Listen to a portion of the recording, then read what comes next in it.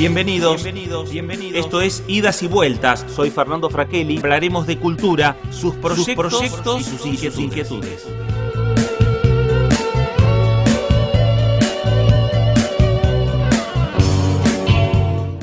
¿Cómo le va? Esto es Idas y Vueltas por aquí por BCN Radio, la radio de la Biblioteca del Congreso, y como hacemos semana a semana vamos a estar hablando un poco de las diferentes actividades que hay en el espacio de la Biblioteca del Congreso. Un tema tiene que ver con el Festival de Cine Inusual, el 16 Festival de Cine Inusual en la ciudad de Buenos Aires, que se hace en 2 sedes. Una de las sedes es nuestro espacio de la Biblioteca del Congreso de la Nación. Y el otro tema tiene que ver con una charla que se va a dar respecto al tema de la infancia, de la filosofía, de la literatura. Vamos a estar hablando con un docente, con un profesor de filosofía sobre estos eventos que en los próximos días también vamos a estar teniéndolos de manera virtual aquí en el espacio de la Biblioteca del Congreso. Como siempre, con la producción de Mariana Salas, de Mariana Franchino, presentamos el programa y comenzamos con la primera entrevista.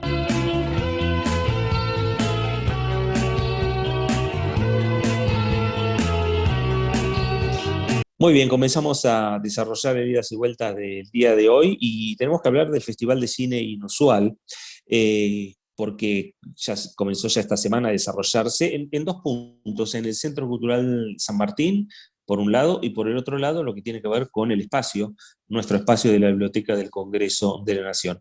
El coordinador del espacio y además formativo, ¿no?, de este festival de cine inusual es Gabriel Piñeiro. Gabriel, ¿cómo le va? Gracias por estos minutos con Idas y Vueltas. Muy contento de estar acá con ustedes y muy contento de que se haya iniciado el festival, porque una de las características del Festival de Cine Inusual es que se desarrolla siempre presencialmente, por eso el año pasado no lo tuvimos. Claro, por eso es un poco también las expectativas que se fueron generando, ¿no? En cada evento que se iba organizando, bueno, lo que se vio el fin de semana con la Noche de los Museos, ¿no? Que el año pasado no se pudo hacer y que se hicieron, digamos, algunas actividades virtuales, las expectativas estaban centralizadas también en este festival. Tal cual. De hecho, el festival habitualmente se hace en octubre. Este año se postergó a noviembre porque, bueno, se calculaba que se iban a aflojar un poquito más la cuarentena y, bueno, y eso iba a permitir mayor presencialidad, como está pasando realmente, ¿no? Claro. Gabriel, habitualmente se desarrolla en 2 sedes diferentes de manera casi simultánea. No, el Festival Cine Inusual se desarrolla en mucho más de 2 sedes, generalmente es en 4, 5, 6 sedes. En el Gomón, en la Asociación de Abogados, ahí en Corrientes, en estos 2 espacios también, en el Museo del Cine, en la Universidad del Cine. Lo que pasa es que, bueno, este año estamos volviendo de una cuarentena dura y todavía estamos en situación de pandemia, entonces es como que tuvimos la posibilidad de hacerlo en estos 2 espacios solamente. Pero habitualmente se desarrolla en 5 o 6 espacios a la vez. Es un festival largo un Claro. festival que siempre dura entre 10 y 12 días. ¿Qué podemos encontrar en este festival inusual? El porteño, el argentino, es de ir mucho a la cultura, le gusta la cultura, es muy cinófilo también. ¿Qué encontramos en este festival? Bueno, este festival desde sus inicios trató de abordar los aspectos menos explorados de la producción cinematográfica actual, bueno, porque también considera que hay un público que busca, que demanda ese tipo de producciones. De ahí el nombre, el Festival de Cine Inusual. Claro. Por eso van a haber producciones que no se van a ver en salas comerciales, ni en plataformas digitales, o se va a ver muy poco en plataformas digitales.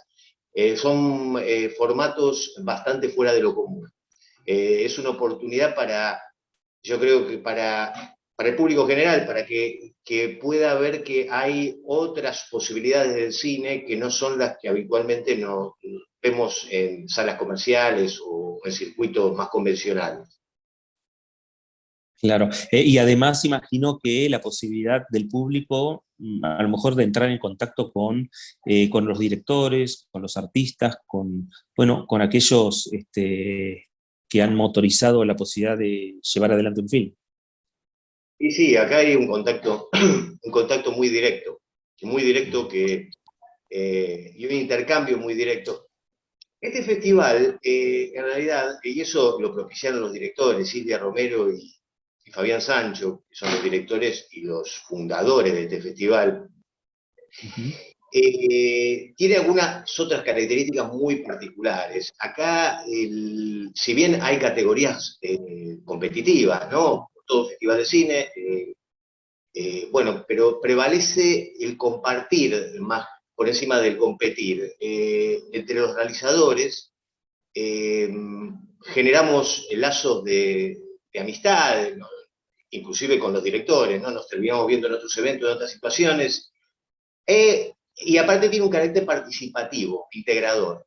Yo soy realizador, yo no tengo ninguna, nada más que eso soy, pero bueno, esta vez me tocó ser parte o coordinar este espacio nuevo que fue el espacio formativo. Como en otro momento le tocó a otro realizador tomar a su cargo otro espacio o formar parte del jurado. A eso me refiero como que es integrador y participativo. Ellos son los directores, pero todos participamos un poco en la realización del festival, todos lo apoyamos porque lo sentimos muy nuestro el festival este. Tiene Claro, características muy particulares. claro. Gabriel, con las nuevas tecnologías, ¿cambió la manera de hacer cine? ¿O también Totalmente. estos festivales habilitan la posibilidad de hacer cine de algún otro tipo de formatos? En festival incorpora todo tipo de formatos. Pero vamos a decir, las nuevas tecnologías sí brindaron posibilidades de acceso a la producción que antes no existía. Antes, para hacer un cortometraje, no estoy hablando de un largometraje, bueno, requería medios económicos que había que ir gestándolos, movilizándose. Hoy en día uno puede acceder muy rápido con la tecnología a la realización. Y evidentemente eso cambia totalmente la forma de producir. Sí, totalmente de acuerdo. Claro. Gabriel, ¿cómo están viendo ya los primeros días de este festival? Bueno, en realidad,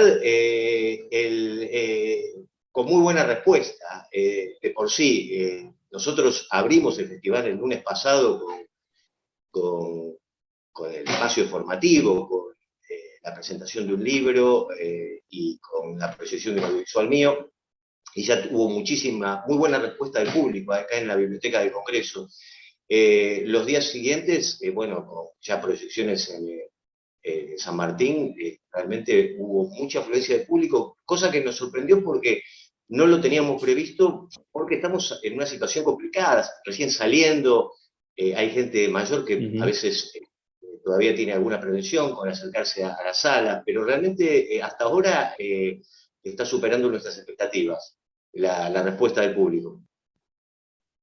Gabriel, cuando pasen los días que se está, digamos, desarrollando este festival, las obras, los films, ¿se los van a poder ver en alguna plataforma? ¿De qué manera puede llegar el público que no pudo ir al festival? Yo creo que el público todavía quedan unos días, tendría que venir, porque este festival, una Mm, de las características que tiene es el apoyo de la presencialidad. Es por eso concretamente que claro. el año pasado no se saltó, vamos por la 16 versión del festival inusual el año pasado, que tendría que haber sido el año pasado. No se hizo. Este festival va medio en función del intercambio, un poco lo que vos hablabas hace unos minutos en cuanto al intercambio entre el realizador y el público. No sé, no tengo realmente mucha información sobre si van a hacer alguna plataforma virtual o va a participar en alguna plataforma virtual para que vean las producciones cinematográficas, pero realmente no creo que va a ser todo presencial. Claro, Por el por lado del eso público, la de alguna importancia manera. Claro, por eso la importancia de participar, de concurrir. Este 8 de noviembre también, el espacio de la Biblioteca del Congreso, también se van a realizar lo que tiene que ver un poco también bueno, con las charlas y con dar a conocer un poco, más allá del film, temas que tienen que ver con la cultura y temas que se abordan en este festival. El espacio formativo, que es la actividad que se da en la Biblioteca del Congreso, es un espacio nuevo, una sección nueva, no competitiva, que tiene este festival y que es un poco una apertura o una apuesta hacia otras disciplinas artísticas, a otros medios culturales, que en cierta forma se entroncan con el cine, ¿no? Pero que no son particularmente cinematográficas. En el caso del lunes pasado, el lunes primero, el día de apertura, se presentó un libro, mejor dicho, a ver, son eventos temáticos, tanto el del primero como el del 8, el primero pasado y el próximo 8. Eventos que giran en relación a un tema. El lunes fue en relación a la ciudad de Buenos Aires, desde sus inicios, su industrialización y su posterior desindustrialización. Se presentó este libro, que no sé si lo llegan a ver, Buenos Aires, Ciudad Industrial, de Elena Luz González Ahí lo Bazán. vemos. Bueno, lo dejo un poquito acá mientras hablo. Se hizo una proyección de un audiovisual mío, también situado en la ciudad de Buenos Aires, que se llama Hijo del Viejo Sol, y posteriormente se hizo un intercambio con el público, muy rico intercambio con el público, porque, bueno, este es un festival que se realiza en la ciudad de Buenos Aires y tanto este libro como el audiovisual están referidos a la ciudad de Buenos Aires, entonces como que no solamente fueron preguntas, sino que fueron aportes del público. Con respecto al 8, al lunes que viene, el eje temático va a estar dado por el tema ferroviario. Se va a presentar un libro, este libro, Los andenes de la desolación, de Juan Carlos Sena. Juan Carlos Sena es un hombre que tiene una larguísima trayectoria como actor en el ferrocarril. O sea, él fue ferroviario desde 12 años, su padre fue ferroviario, participó muy chico, pero en los procesos de nacionalización en 48, posteriormente, después del golpe del 55, él es miembro del movimiento que se llamó Resistencia Peronista, y bueno, participó en todos los hechos sociales vinculados al ferrocarril, fue expulsado 2 veces del ferrocarril, una vez en la época del proceso, la segunda vez a principios de los 90, cuando se hicieron esas 2 grandes huelgas ferroviarias, ¿no? Contra la privatización, ¿no?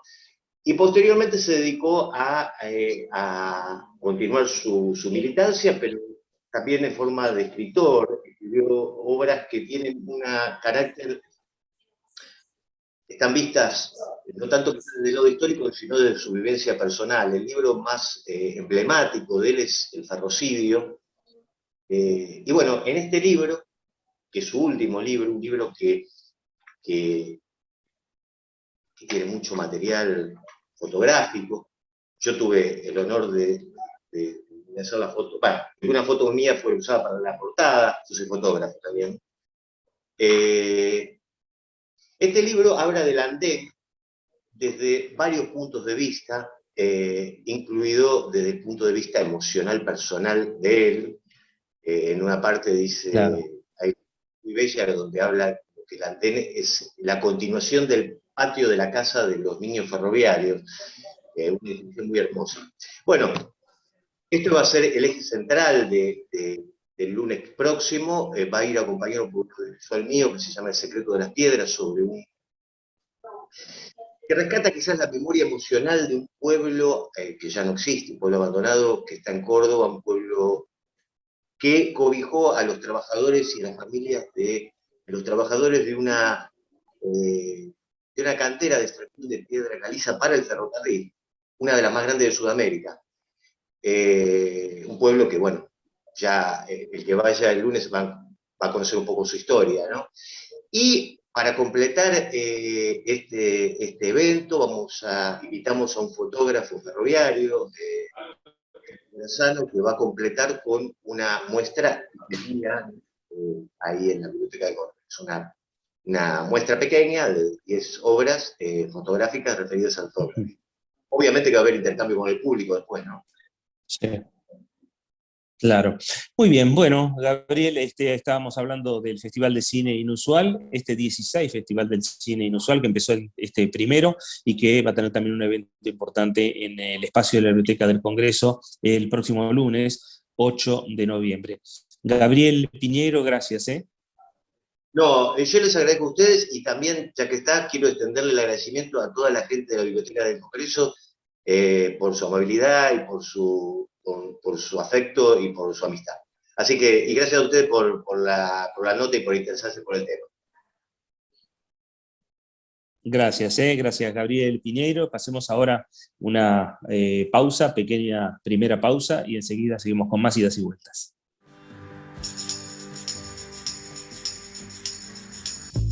BCN Radio, la radio de la Biblioteca del Congreso de la Nación.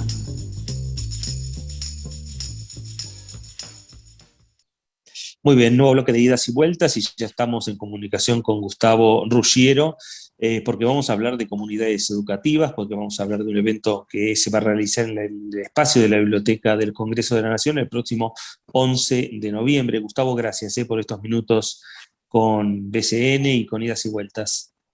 Bueno, muchas gracias a ustedes por la invitación, por supuesto. Bueno, Gustavo es docente, es profesor de filosofía de la Universidad Nacional de General Sarmiento.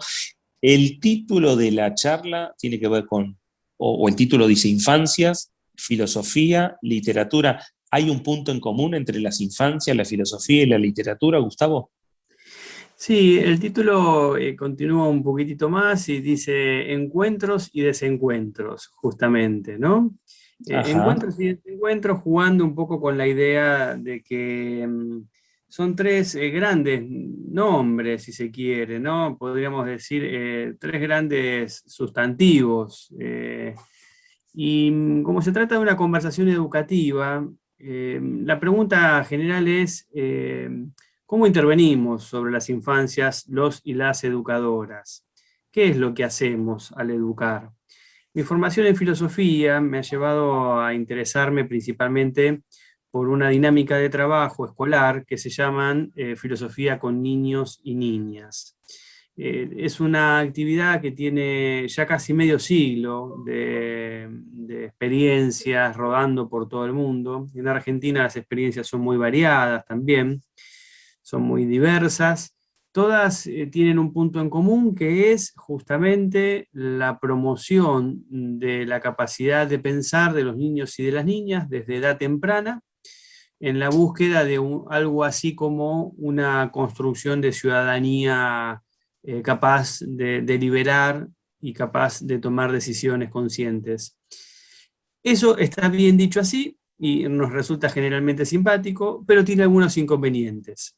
Esa matriz que ha dado lugar al nacimiento de estas experiencias filosóficas con niños y niñas se origina en Estados Unidos a fines de la década del 60, motivadas por la inquietud de un filósofo llamado Matthew Lindman, y a partir de allí se produce todo un diseño curricular que utiliza la literatura como una mediación para el trabajo formativo de las infancias desde la filosofía.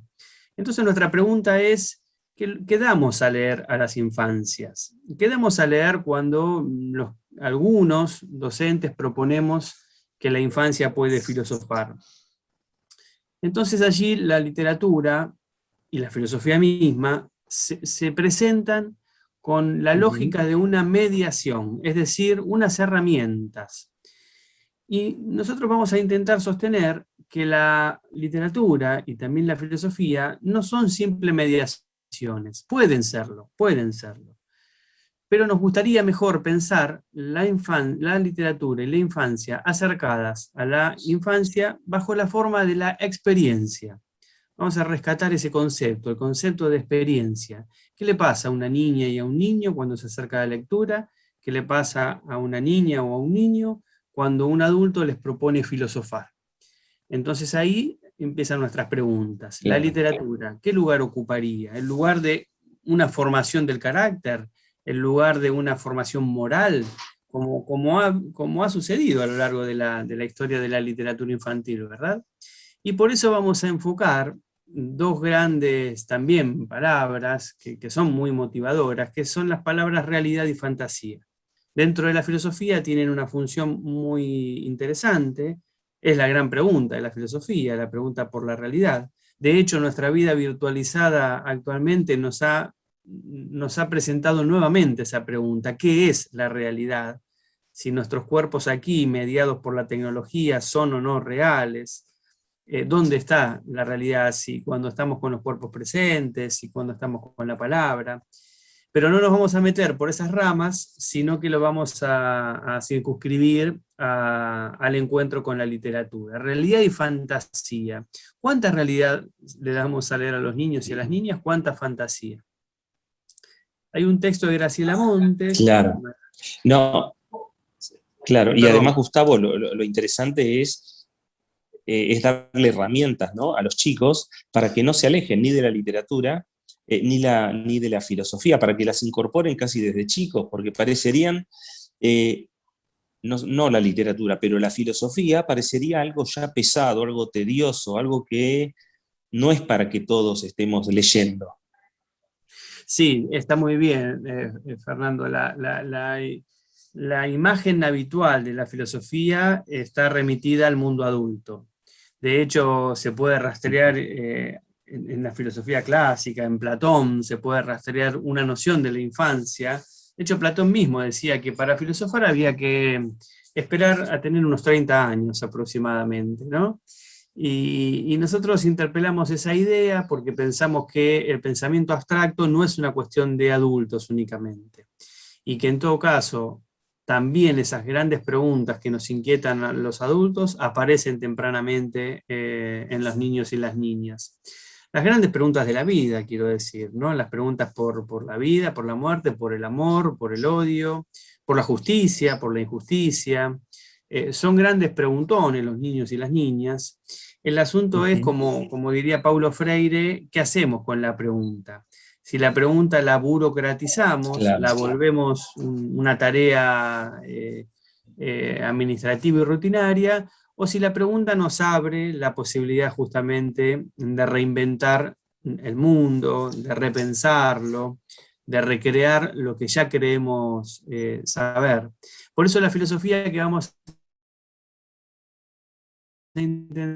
jueves 11 con quienes nos acompañen, es un modo de pensar la filosofía como una experiencia, no como un sustantivo, la filosofía ya cerrado, no como una historia pesada.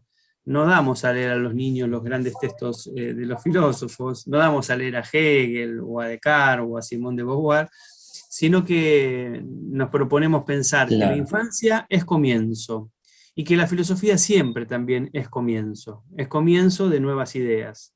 Entonces, en realidad no solamente la filosofía le puede enseñar cosas a la infancia, no es así como lo pensamos, sino que es la infancia la que le enseña la filosofía también, que puede empezar cada vez que una pregunta se pone en marcha. De modo que tenemos preguntas allí, sobre todo para compartir con quienes quieran estar allí el jueves.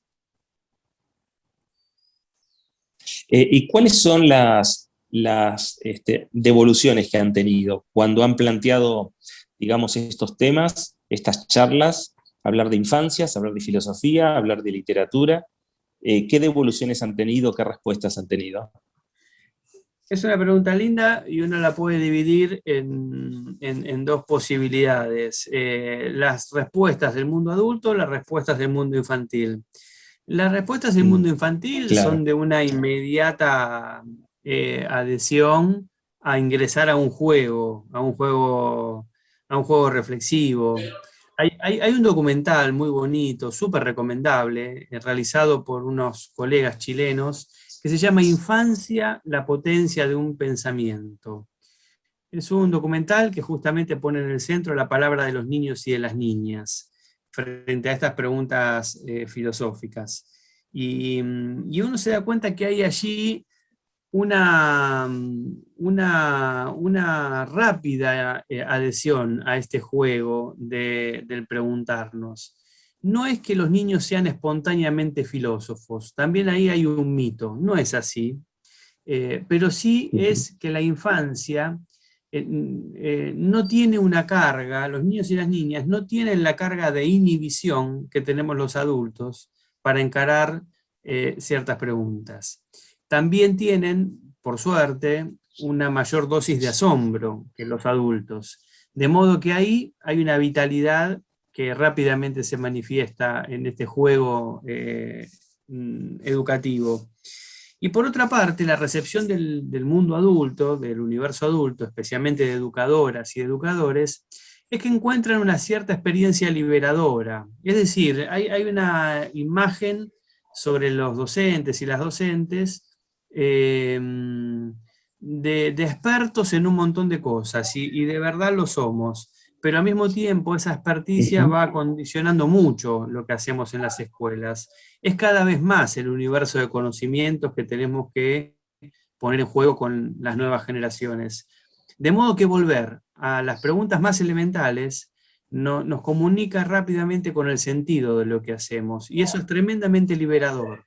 Nos saca una mochila de encima, que es el peso de toda la codificación de los conocimientos científicos, literarios, humanísticos, que tenemos que poner en juego en la experiencia escolar.